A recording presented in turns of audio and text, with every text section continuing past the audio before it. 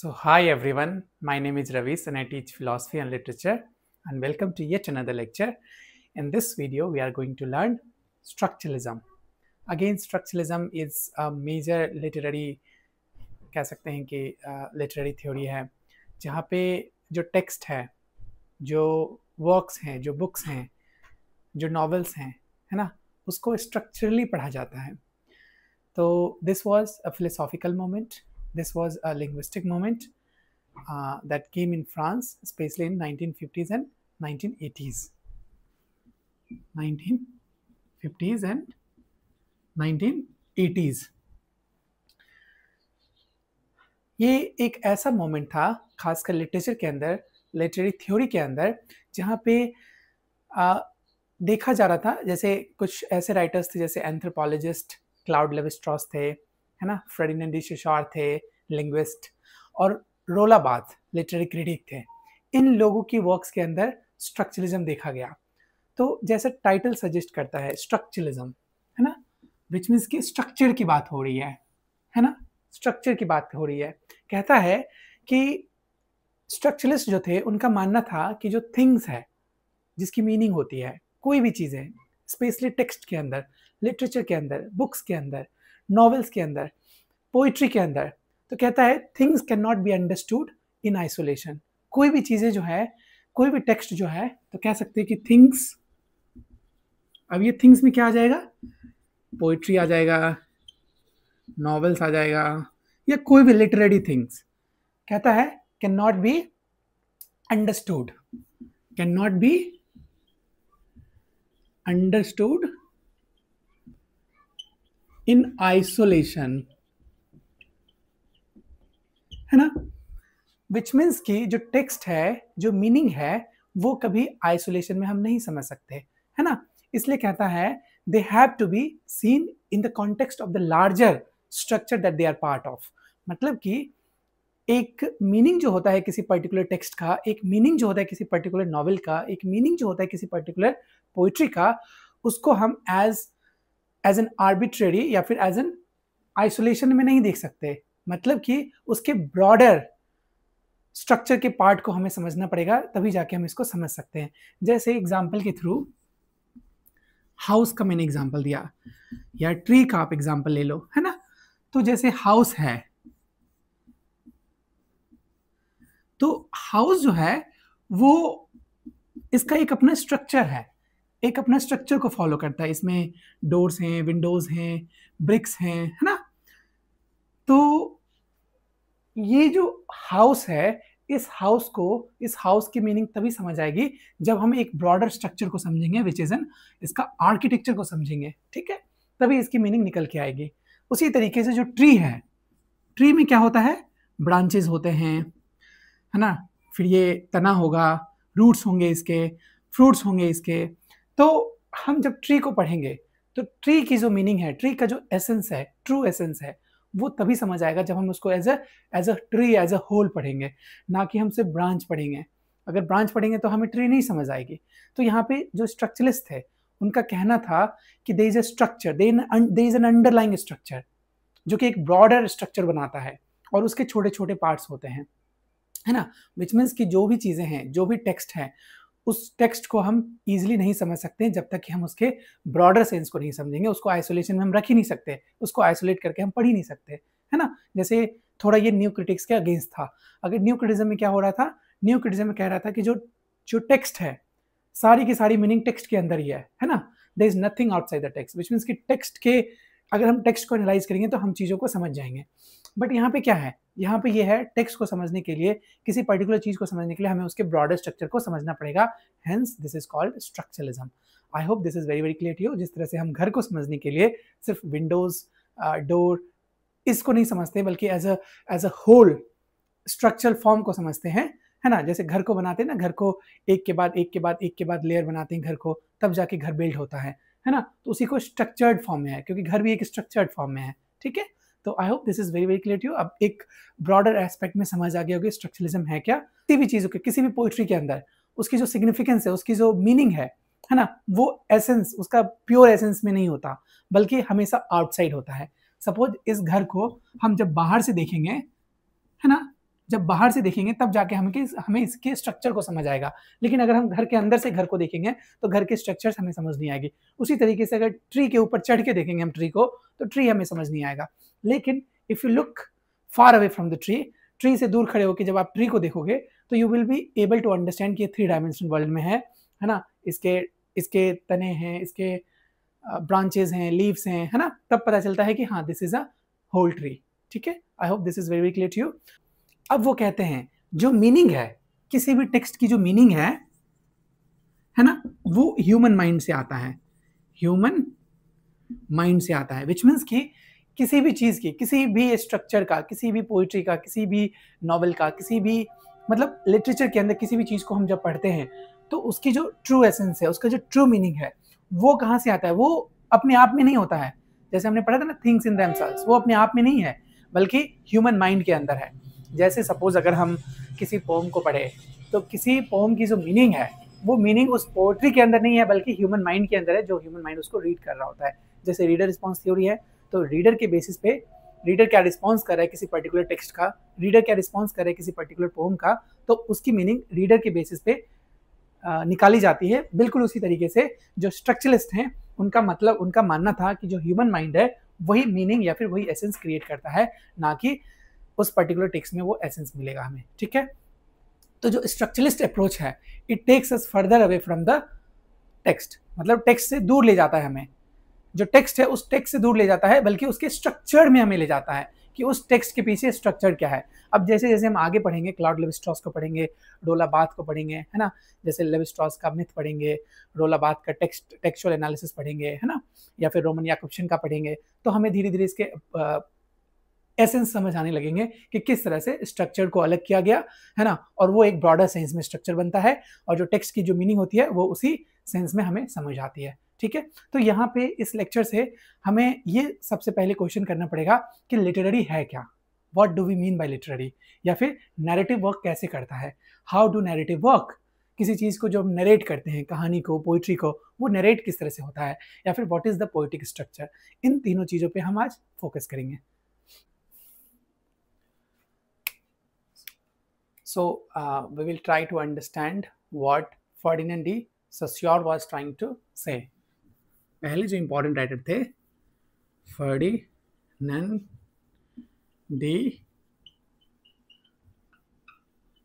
de Saussure, he was a Swiss linguist, Switzerland से belong करते थे, स्विस लिंग्विस्ट। इसके बाद हम लोग पढ़ेंगे दूसरे राइटर को, जैसे रोला बार्थ को, है ना, या फिर लेवी-स्ट्रॉस को। बट अभी आज की क्लास में फर्डिनेंड डी सॉस्योर को पढ़ेंगे हम लोग। ठीक है, सॉस्योर।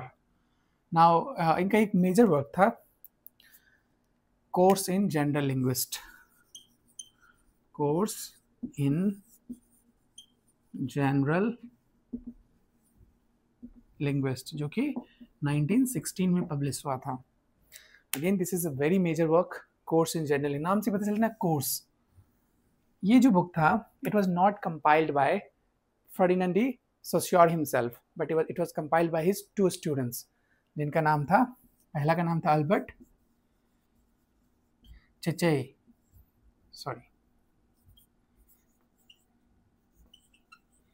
चेचेई, SCHEHAY, और दूसरा का नाम था चार्ल्स बेली।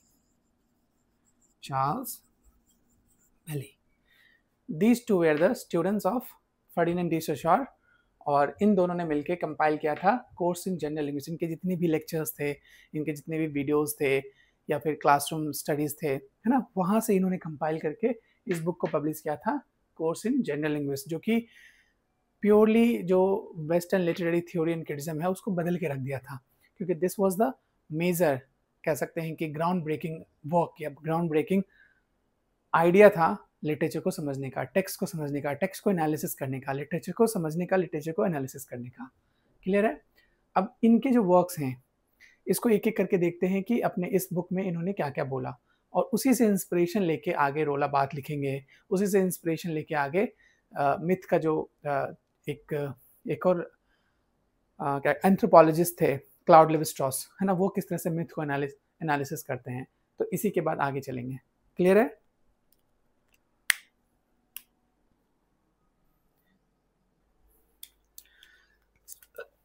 सबसे पहला जो कॉन्सेप्ट इन्होंने दिया लैंग वर्सेस पेरोल का, लैंग वर्सेस पेरोल। अब इसको समझते हैं। लैंग जो है और पेरोल, लैंग जो है ना एक ब्रॉडर स्ट्रक्चर है और ये स्मॉलर पार्ट है, इसको समझते हैं। अब कहता है जो लैंग जो है वो क्या है, स्ट्रक्चरल सिस्टम है, एक कंप्लीट लैंग्वेज सिस्टम का स्ट्रक्चरल सिस्टम है, क्या है वो लैंग है जो कि ब्रॉडर स्ट्रक्चर है। और पेरोल जो है वो इंडिविजुअल यूज ऑफ लैंग्वेज है, स्मॉलर पार्ट है, इंडिविजुअल यूज ऑफ लैंग्वेज है, इंडिविजुअल यूज ऑफ लैंग्वेज है। ठीक है, अब इसको हम समझते हैं। ये एक स्ट्रक्चर है, तो कहता है जैसे सपोज इसका एग्जांपल के थ्रू समझते हैं। सपोज अगर हम कहें कि ग्रामर प्लस वोकैबुलरी, अगर हम जब लिटरेचर की बात करते हैं, जब इंग्लिश की बात करते हैं, तो इंग्लिश में क्या होगा, इंग्लिश में क्या आएगा, ग्रामर प्लस वोकैब, है ना, मिलके बनाता है क्या हमारा English language, this is a part of structure, right. लेकिन जब हम कोई वर्ड का यूज करेंगे, जैसे कैट का यूज किया, बैट का यूज किया, है ना, तो ये क्या हो जाएगा, ये पेरोल हो जाएगा, ये स्मॉलर इंडिविजुअल स्पेसिफिक लैंग्वेज हो जाएगा। ठीक है, तो कहता है कि लैंग जो है, langue is a broader structure of any language, और पेरोल जो है वो क्या है, इंडिविजुअल यूज ऑफ लैंग्वेज है। सपोज इसको दूसरे एग्जांपल के थ्रू समझते हैं, इसके सिग्निफिकेंस को समझते हैं। जो लैंग है वो एक कंप्लीट सिस्टम है, सिंपल, और जो पेरोल है वो इंडिविजुअल का एक्सप्रेशन है ना। जैसे रोला बाथ ने अपने मिथ के अंदर, अपने वर्क के अंदर लिखा, उन्होंने बोला कि ऑडिपस रेक्स का उन्होंने एनालिसिस किया था, सॉरी क्लाउड लेवी-स्ट्रॉस ने किया था। तो उन्होंने क्या किया, उन्होंने बताया कि किसी एक कहानी के अंदर या किसी भी एक पोइट्री के अंदर क्या होता है, एक ब्रॉडर स्ट्रक्चर होता है। आप उस स्ट्रक्चर को निकाल लोगे ना, तब भी उस स्ट्रक्चर को निकाल के आप किसी दूसरे स्ट्रक्चर में भी लगा दोगे, तब भी उसकी मीनिंग चेंज नहीं होगी। जो ब्रॉडर स्ट्रक्चर है ना, जो लैंग है वो बदलता नहीं है, बल्कि पेरोल जो है वो बदलता रहे। जैसे मैंने एग्जांपल दिया, इंग्लिश ग्रामर पूरे वर्ल्ड में सब जगह सेम मिलेगा आपको, लेकिन जो प्रोनाउंसिएशन है, बोलने का जो तरीका है, सेंटेंस लिखने का तरीका है ना, जैसे वाटर या वाटर, तो यहाँ पे बोलने का जो तरीका है, जो पर्सनल एक्सप्रेशन है, इंडिविजुअल एक्सप्रेशन है, वो डिफरेंट होता है, उसको पेरोल बोलते हैं। तो पेरोल क्या हो सकता है, चेंज कर सकता है, लेकिन जो आपका ब्रॉडर स्ट्रक्चर है वो कभी चेंज नहीं होगा। ठीक है, I hope this is very very clear to you. अब हम लोग नेक्स्ट पॉइंट पे चलते हैं, साइन, सिग्निफायर एंड सिग्निफाइड। पहला था लैंग वर्सेस पेरोल। लैंग जो है वो एक ब्रॉडर यूनिट है, वो एक ब्रॉडर स्ट्रक्चर का पार्ट है, और पेरोल जो है वो एक छोटी एंटिटी है जो कि इंडिविजुअल के एक्सप्रेशन को बताता है। नेक्स्ट है sign, signifier and signified. Sign, signifier and signified. अब कहते हैं कि जो साइन है, लैंग्वेज का सबसे छोटा यूनिट, लैंग्वेज का सबसे छोटा यूनिट साइन है, और साइन मिलके बना है सिग्निफायर और सिग्निफाइड से, है ना। जैसे इसको एग्जांपल के थ्रू समझते हैं। लेट्स से एक ट्री है, एक पेड़ है ना।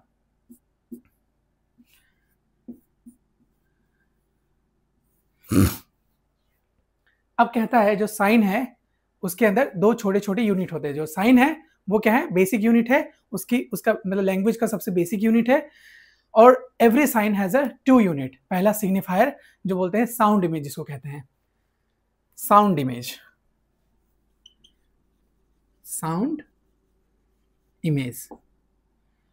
और सिग्निफाइड जो है वो मेंटल कॉन्सेप्ट है। ठीक है, तो यहां पे भी लिख सकते हैं सिग्निफाइड जो है, इसको बोला मेंटल कॉन्सेप्ट।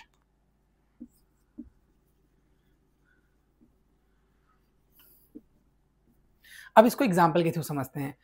लेट्स से हमने बोला ट्री, तो जब मैंने ट्री बोला तो आपके दिमाग में एक स्ट्रक्चर बना, आपके ब्रेन में एक स्ट्रक्चर बना, है ना। तो वो जो सिग्निफाई किया और आपके दिमाग में जो कंप्लीट सिग्निफाइड होके एक स्ट्रक्चर बना, उसी को बोला गया सिग्निफाइड। विच मीन्स कि जब हम कोई सी वर्ड को अटर करते हैं, अटरेंस में जैसे हमने ट्री बोला तो ट्री क्या हो गया, जो साउंड इमेज बना वो क्या हो गया, वो हमारा सिग्निफायर हो गया, which means we are signifying this particular element, this particular thing with tree. Tree जो है वो यहाँ पे सिग्निफायर हो गया, विच मीन्स कि जो साउंड है, हमारे मुंह से जो आवाज निकली, जैसे अगर हम बर्ड बोले, है ना, बर्ड बोले, काइट बोले, स्काई बोले, क्लाउड्स बोले, तो ये जो अटरेंस है, वर्ड का जो अटरेंस है वो क्या हो गया, साउंड इमेज हो गया।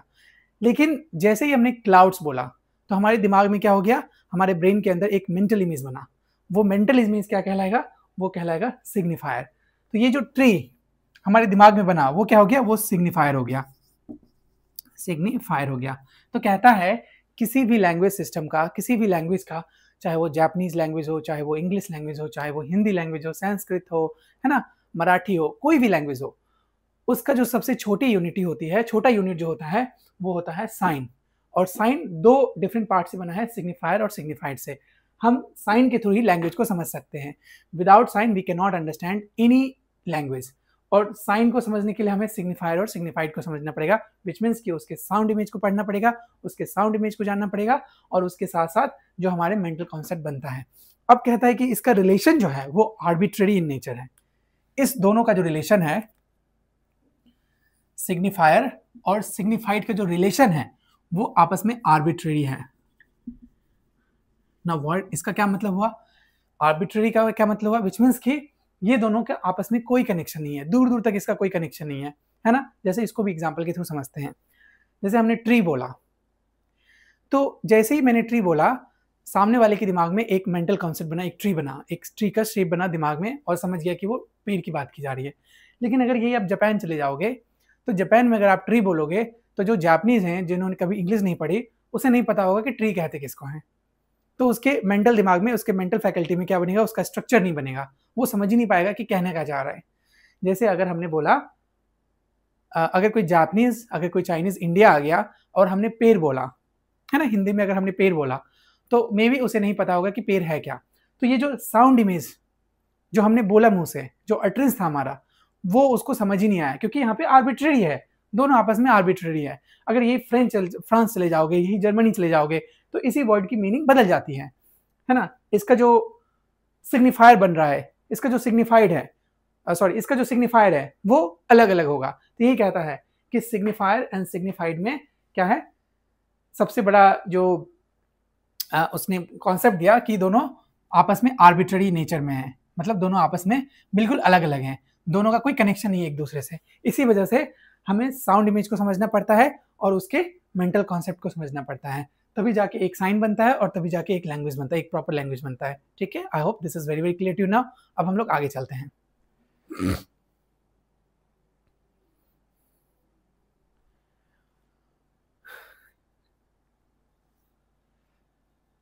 हाँ, इसी में उन्होंने बोला कि there is no natural connection between signifier and signified, है ना। ये क्योंकि ट्री जो है is an actual plant.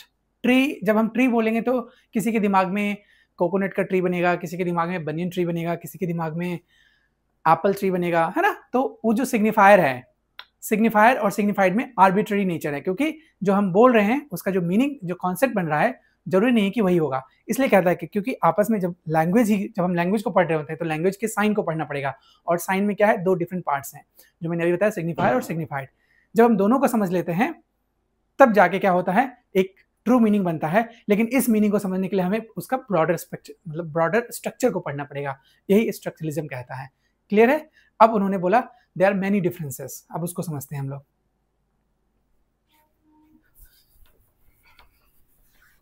I hope अब सिग्निफायर और सिग्निफाइड में कोई इश्यू नहीं रहा होगा।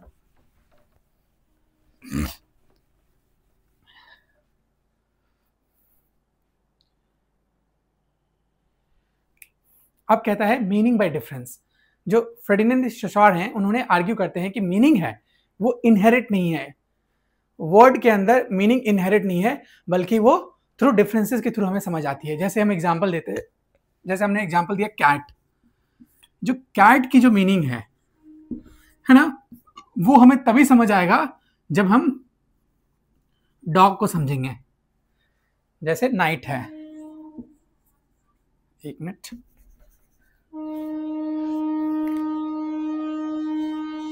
जैसे डे है, एंड नाइट, जैसे डे एंड नाइट है।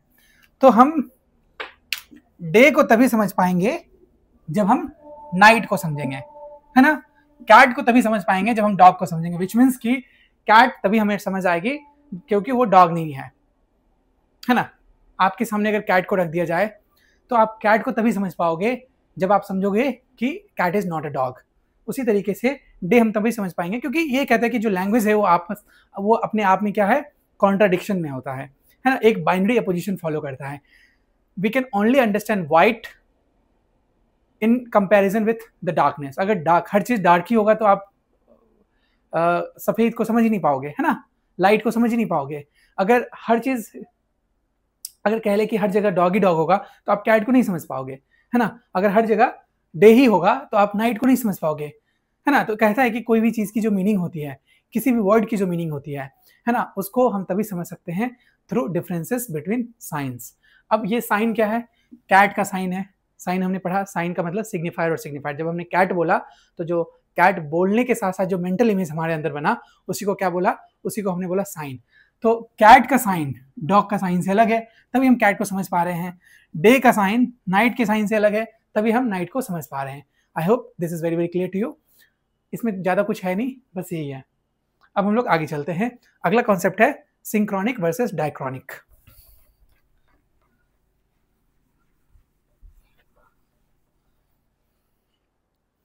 अगला कॉन्सेप्ट है synchronic versus diachronic. Synchronic versus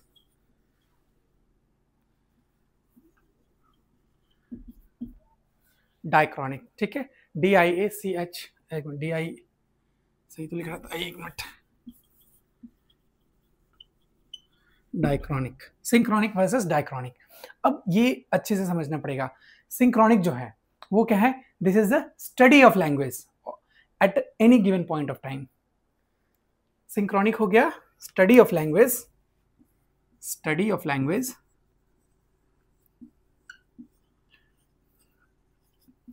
at any given point of time, any given point of time, ठीक है। लेकिन डायक्रॉनिक जो हुआ इसका मतलब हुआ study of language, study of language evolution over time, study of language evolution over time and space. Synchronic versus diachronic. Synchronic का simple मतलब है कि स्टडी ऑफ लैंग्वेज, लैंग्वेज की वैसी स्टडी जो कि हम किसी पर्टिकुलर टाइम फ्रेम में करते हैं, किसी पर्टिकुलर टाइम में करते हैं। जैसे अगर हम बोले कि present time, English at present time, है ना, English language at present time, ये क्या हो गया, ये हो जाएगा हमारा सिंक्रोनिक, कि अभी के समय में इंग्लिश कैसा है। लेकिन डायक्रॉनिक का मतलब हो गया लैंग्वेज का evolution over time and space. अब जब आप इंग्लिश को पढ़ोगे तो इंग्लिश कहाँ से आता है, इंग्लिश जर्मैनिक ट्राइब से आता है ना, जर्मैनिक ट्राइब से आता है। तो जर्मैनिक ट्राइब से इंग्लिश का जो इवोल्यूशन हुआ वो ओवर टाइम हुआ। जैसे आप देखोगे जब ब्रिटिश हिस्ट्री और ब्रिटिश लिटरेचर पढ़ोगे तो शुरुआत में लोग लैटिन बोलते हैं, फिर लैटिन के बाद फ्रेंच इंपॉर्टेंट लैंग्वेज बन जाता है, फिर फ्रेंच के बाद इंग्लिश का इवोल्यूशन होता है। तो ये जो इवोल्यूशन ओवर टाइम है, ब्रिटिश लैंग्वेज का जो इवोल्यूशन ओवर टाइम है, उसी को बोला गया डायक्रॉनिक। क्लियर है। तो कहता है जो सिंक्रोनिक है is a part of diachronic. Without diachronic, without the study of diachronic we can never understand the synchronic. Which means कि आज का जो मॉडर्न लैंग्वेज है, इस मॉडर्न लैंग्वेज को हम तभी समझ पाएंगे जब उसके इवोल्यूशन को समझेंगे। क्योंकि जब हम इंग्लिश की बात करते हैं तो इंग्लिश के मोस्टली जो वर्ड्स हैं वो कहाँ से इन्फ्लुएंस होकर आते हैं, जर्मनिक ट्राइब से आते हैं, है ना। और उसके बाद जब ब्रिटिश हिस्ट्री और ब्रिटिश लिटरेचर में पढ़ेंगे तो सबसे पहले लैटिन, बहुत सारे वर्ड्स की जो मीनिंग है हमारा डिराइव की गई है लैटिन से। फिर लैटिन के बाद फ्रेंच के डायरेक्ट वर्ड्स यूज किए गए हैं। उसी तरीके से जो लैंग्वेज का इवोल्यूशन हुआ है जो प्रेजेंट टाइम में है ना, उसको तभी समझ पाएंगे जब हम उसके हिस्ट्री को समझेंगे, जब हम उसके स्ट्रक्चर को समझेंगे। क्लियर है। तो ये कहता है कि लिटरेचर को एनालाइज करने में किसी पर्टिकुलर गिवन टाइम में हमें हेल्प करता है, लिटरेचर को समझने में, लैंग्वेज को समझने में हमें हेल्प करता है, सिंक्रोनिक वर्सेस डायक्रॉनिक। अब इससे कुछ लेगेसी या फिर उसके जो इन्फ्लुएंसेस हैं वो हम लोग देखेंगे।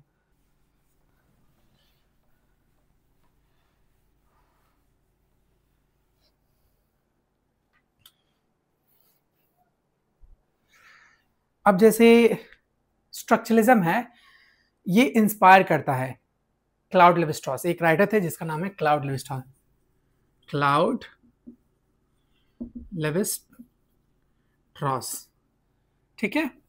ये क्लाउड लेवी-स्ट्रॉस को इंस्पायर करता है मिथ को समझने में, ठीक है। मैं जब इस पे वीडियो बनाऊंगा तो आई विल एक्सप्लेन कि किस तरह से क्लाउड लेवी-स्ट्रॉस मिथ को एनालाइज करते हैं स्ट्रक्चरलिज्म का यूज करके, क्लियर है। उसके बाद दूसरे जो राइटर होते हैं रोला बार्थ,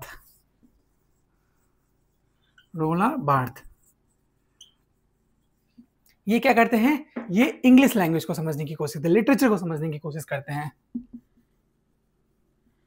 लिटरेचर को एनालाइज करते हैं स्ट्रक्चरलिज्म पॉइंट ऑफ व्यू से, ठीक है। और एक और राइटर थे रोमन जैकब्सन,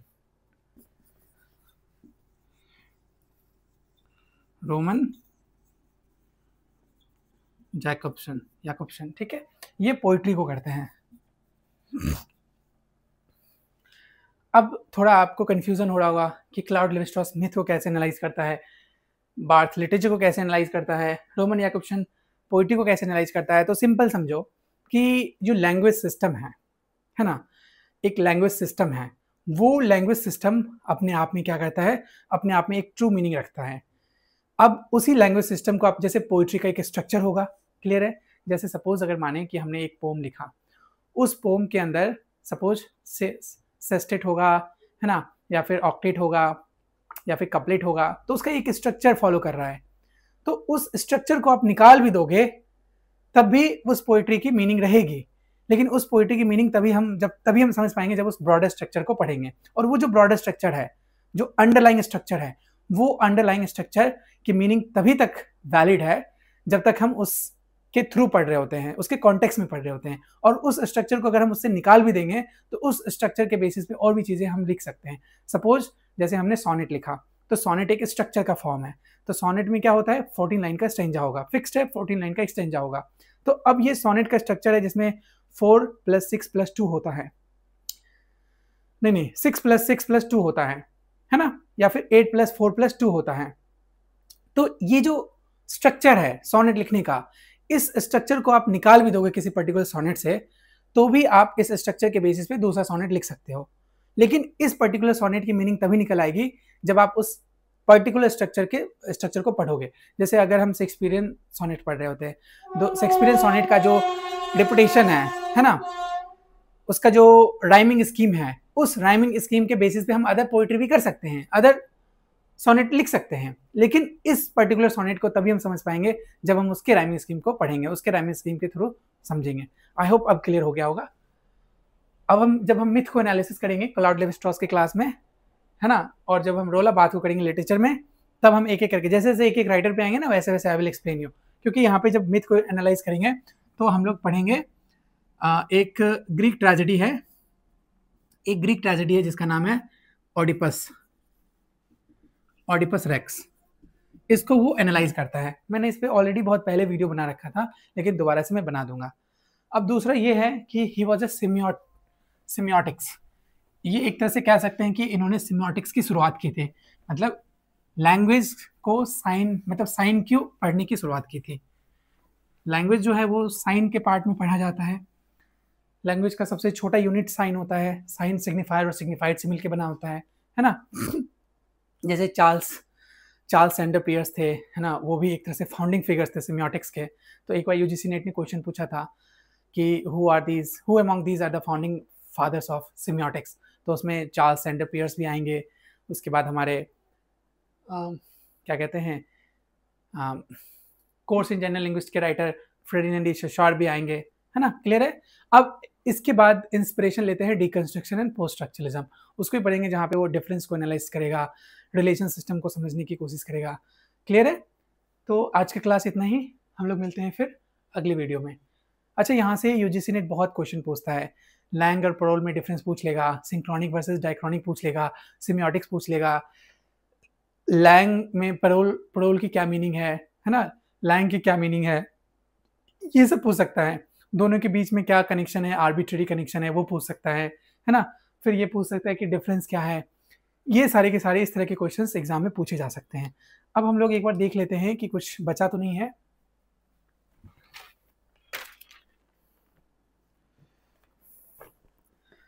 हमने पढ़ लिया, स्विस लिंग्विस्ट पढ़ लिया, आर्बिट्ररी पढ़ लिया, लैंग-कैरोल हमने पढ़ लिया।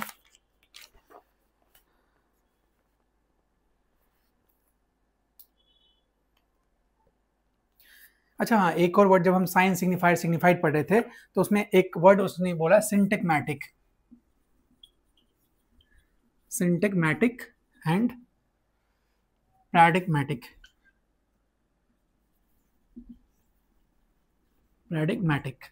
अब ये दोनों वर्ड क्या है, ये भी पूछ सकता है, सिंटैग्मेटिक एंड पैराडिग्मेटिक। ये जो सिंटैग्मेटिक है ये स्ट्रक्चर्ड है, और पैराडिग्मेटिक जो है वो चॉइस ऑफ वर्ड्स है, choice of words. Which means कि जैसे हमने बताया सिंटैग्मेटिक पूरा कंप्लीट स्ट्रक्चर है, और इस स्ट्रक्चर पे जैसे अगर हमने बोला I am eating an apple,